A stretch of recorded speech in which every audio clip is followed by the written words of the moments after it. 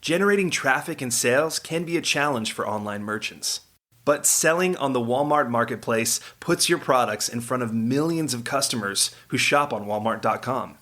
And right now, sellers who join Walmart Marketplace can save up to 50% on referral and fulfillment fees for the first 90 days. So get started today.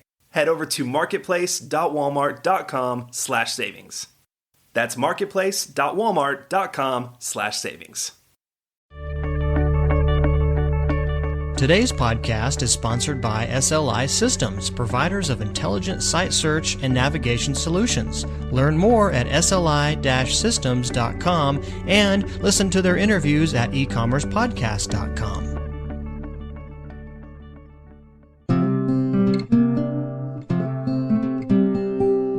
Your path to e-commerce success starts right here. You're listening to Practical E-commerce, the podcast for e-commerce results.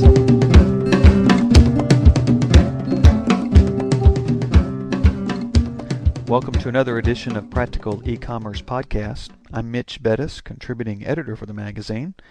We're talking today with Chuck Bankoff, the Director of Web Services for WSIEWorks.com.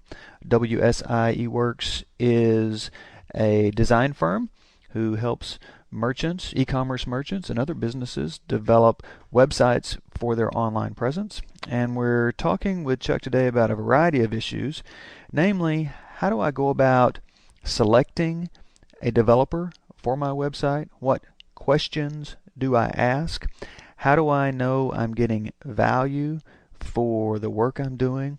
And stay tuned to the very end of the podcast because Chuck kind of issues his number one caution to people hiring developers. The number one thing they should look out for, especially when the topic in the conversation rolls around to price.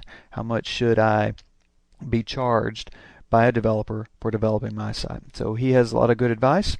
We'll get into the interview here with Chuck Bankoff at WSIEWorks.com. We're talking today with Chuck Bankoff, the Director of Web Services for WSIEWorks.com. Chuck, we appreciate your time talking with us today. Oh, thanks, Mitch. I'm very happy to help. I often enjoy talking about what we do for a living and how we do it and how it differs from, well, the way other people do it in the industry. Let's start with the notion that there are, and I guess I call them template factories, that are available on the internet where if a merchant wants to go and purchase a page or several pages in a certain theme, he or she can do that at certain websites. At what level of e-commerce are those kind of template factories useful for a merchant?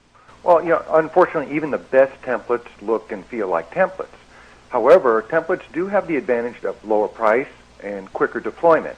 Whenever possible, we prefer to offer our clients a custom design. If given the option, I would typically prefer a simple original design over even a high-end template. If I was forced to draw a line of demarcation, I would suggest that the merchants that do not require a professional presence, an ultra-professional presence to move their inventory, would be okay with a template. There's nothing wrong with that. This might be the same merchant that, say, opts to use PayPal over a more professional appearance of, say, authorized.net type of service.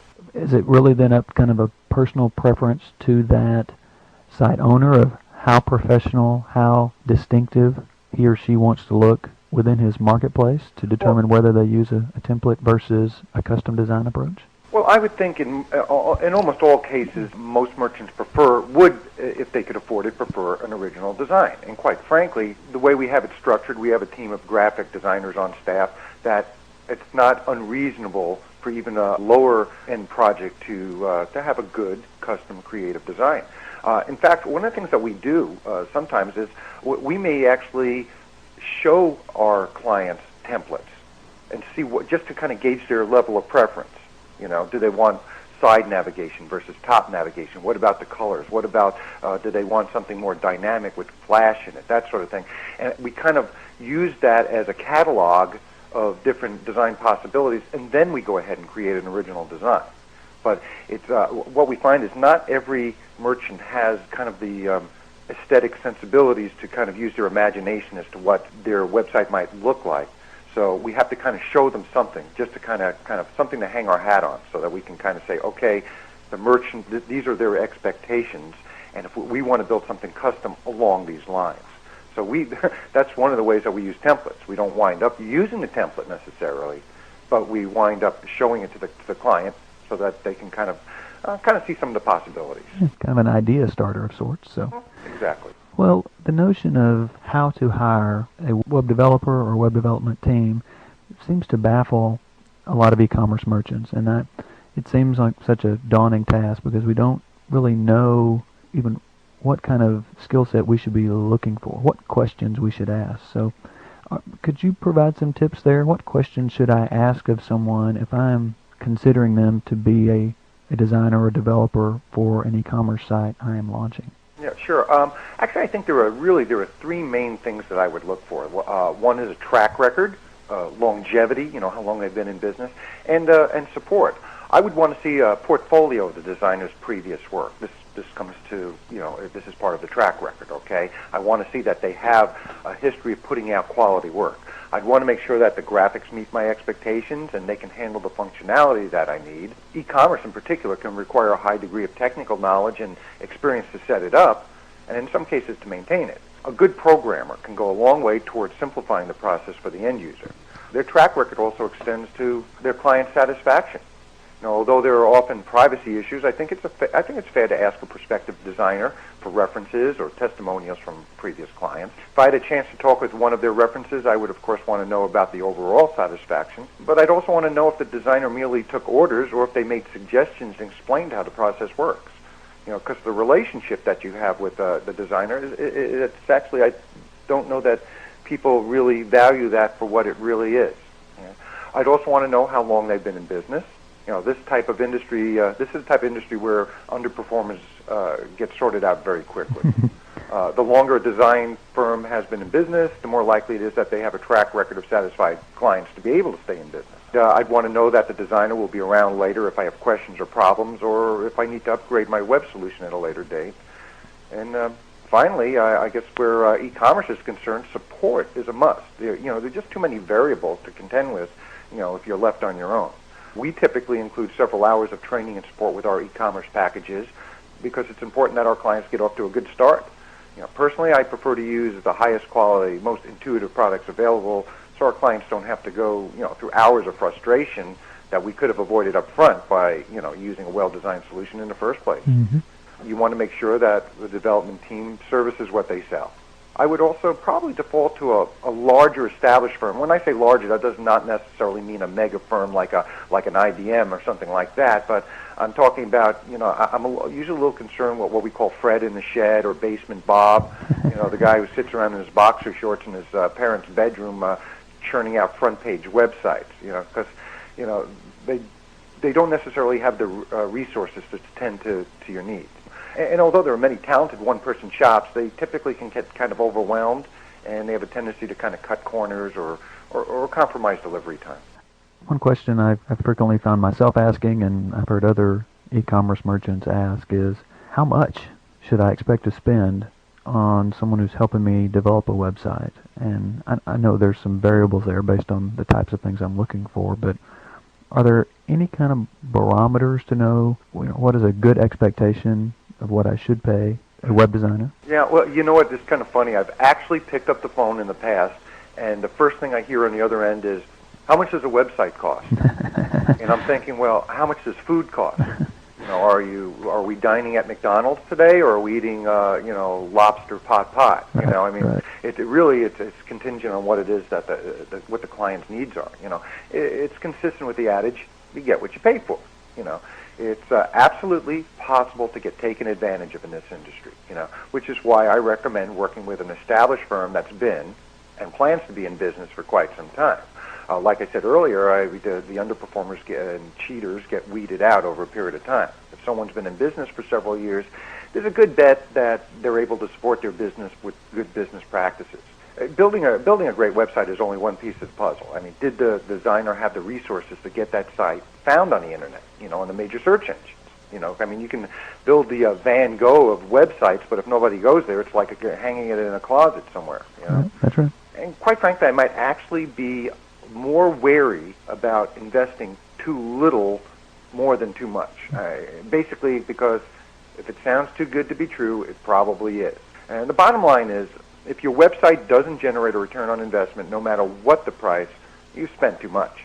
So there's no one size fits all. But I do caution, if you want, as a merchant, need what looks to be a very comprehensive system, and you're getting a great price, well, something has got to give there.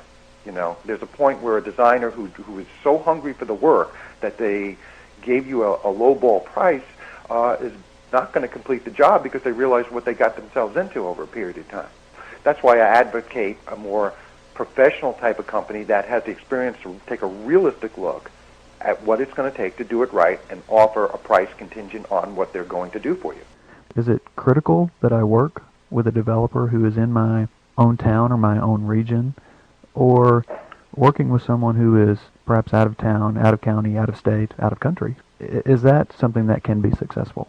Oh, absolutely. I mean, I actually have many clients who I've never personally met. I've never physically met them. Talk with them over the phone and emailed them so often I feel like they're longtime friends. This is a medium that lends itself to long-range relationships. Ultimately, the fruit of the relationship will be seen online, and that is the way we approach the development. We document everything via email and post the work that we do online so that our clients can see and test our work in its native environment. Realistically, even our local clients rarely see a need for face-to-face meetings. I think, certain milestones are essential.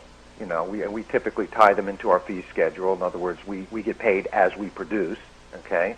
And you got to be aware that this is a sword that cuts in both directions. It's often us who's waiting for a response from our clients just to complete the task. Some of the things that you may want to be wary of, though, because we do work with people all over the world, time zone changes. There are certain parts of the world where you only have a small window of opportunity where everybody's awake at the same time. Right. Often, and language barriers could be an issue. Quite often, I mean, if you're working with someone who, like, I speak English. That's the only language I speak, and I write in English. And if I'm working with someone who English is their second language, first of all, I compliment them because they know at least one more language than I do. Sure. Okay. But quite often, I mean, if you use some phrases that mean something here in the U.S., it may mean nothing to them there. I could say something like, "Hey, that's in the ballpark." That's an American type of phrase. That doesn't mean anything to someone in India, or they don't. What does this ballpark mean? So those are the two things you got to consider if you're working internationally. Here in the U.S., I mean, we have clients all over the United States, and our best, most successful projects are not related to geography. Is there anything else? Any other tips or advice you could provide someone who is considering hiring a developer that perhaps we have not covered today? So I would be weary about anyone who had a pre-established price for anything, okay? Because that means they don't necessarily know what your needs are. Just like I tell you that I have people call up and say, well, how much is a website? Well, it would be pretty irresponsible of me to just kind of throw out a number without even talking to them and knowing what they need. So I think that's probably my number one caution is if a developer doesn't take the initiative to learn about your business needs before quoting you a price, they have a preconceived idea of what they're going to sell you, not what you need.